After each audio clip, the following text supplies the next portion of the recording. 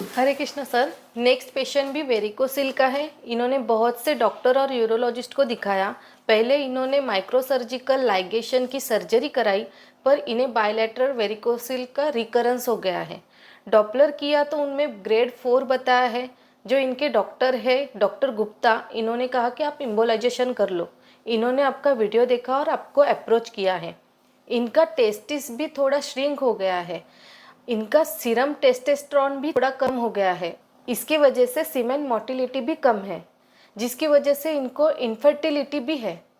Surgery के बाद improve हुआ था, पर अब रिकरेंस की वजह से दोबारा हो गया है।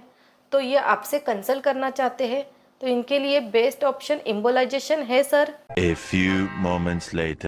देखिए सर, पहली बात मैं आपके यूरोलॉजिस्ट को बहुत शुक्रगुजार हूँ कि उन्होंने प्रैग्मेटिकली पेशेंट सेंट्रिक होके जब देखा कि माइक्रोसर्जिकल लाइगेशन फेल हुआ है तो रिपीट सर्जरीज़ नहीं ट्राई की, आपको एम्बोलाइजेशन के लिए भेजा।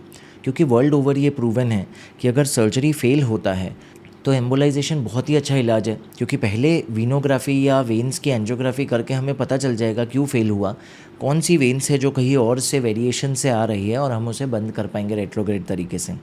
सो येस, आप सही जगह आए हो, आपको एम्बोलाइजेशन करना चाहिए, जिसके लिए इंटरवेंशन रेडियोलॉजिस्ट बेस्ट डॉक्टर है। सेकंड, अब देखिए आपका वेरिकोसिल थोड़ा एडवांस्ड है, ऑलमोस्ट ग्रेड 5 है, क्योंकि आपका टेस्टिस श्रिंकेज शुरू हो गया है। बहुत अर्ली श्रिंकेज है, आपका 11 ml का टेस्टिस था, अभी 9.5-10 तक है। तो मुझे उम्मीद है कि हाँ रिवर्सल होगा और आपको फ़ायदा मिलेगा। साथ में और भी कई रेड फ्लैग्स हैं, टेस्टोस्टेरोन कम है, आपका सेमेन एनालिसिस में स्पर्म काउंट स्पर्म मोटिलिटी दोनों कम है, इनफर्टिलिटी है। तो ये सारे रेड फ्लैग्स हैं और इसके लिए डेफिनेटली आपको एम्बोलाइजेशन करना चाहिए। हम सिर्फ लाइफस्टाइल से नहीं ट्राई करेंगे, लाइफस्टाइल फॉलो करना है, उसके लिए मैं आपको लाइफस्टाइल वीडियो का लिंक भेज दूंगा, जो शायद आपके यूरोलॉजिस्ट भी बता ही चुके होंगे। लेकिन क्योंकि इतना एडवांस्ड है, फ़िलहाल एम्बोलाइजेशन के अलावा मुझे और कोई रास्ता नहीं दिखता है।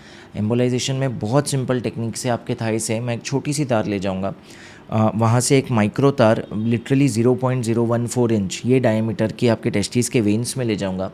एक ट्यूबिंग वहाँ पास करूँगा, उसका भी डायमीटर 0.4 मिलीमीटर्स होता है। उसमें से ग्लू या लिक्विड एम्बोलिक डालते हुए हम वो वेन्स जिनसे दूषित खून उल्टा जा रहा है टेस्टिस की तरफ और डैमेज कॉज कर रहा है, उन्हें बंद करते हुए आ जाएंगे। ये पूरा प्रोसीजर अगर आप देखना चाहते हो कैसे होता है, तो मैं इसके आपको detail live demo videos share कर रहा हूँ, जिसमें हमने डिटेल में सब शेयर किया है कि ये प्रोसीजर हम कैसे करते हैं। एक में हमने कॉइल्स और ग्लू यूज़ किए, दूसरे में सिर्फ ग्लू यूज़ किया है। तो इससे आपको समझ आ जाएगा। ये लिंक्स मेरी सेक्रेटरी आपको भेज देगी। बट अगर आपको लगता है कि जो भी मैंने शेयर किया सेंस बनता है, तो प्लीज़ अपने दोस्तों से ज़रूर शेयर करो, क्योंकि 10 में से 2 मेल्स को ये प्रॉब्लम होता है। और जब आप IVF सेंटर जा रहे हो ना, तो इनफर्टिलिटी कपल्स में 4 से 8 मेल्स को प्राइमरी और सेकेंडरी इनफर्टिलिटी में वेरिकोसिल की दिक्कत होती है। तो शायद उनमें से बहुत लोगों को ये हेल्प करे। सुरक्षित रहिए, सशक्त रहिए।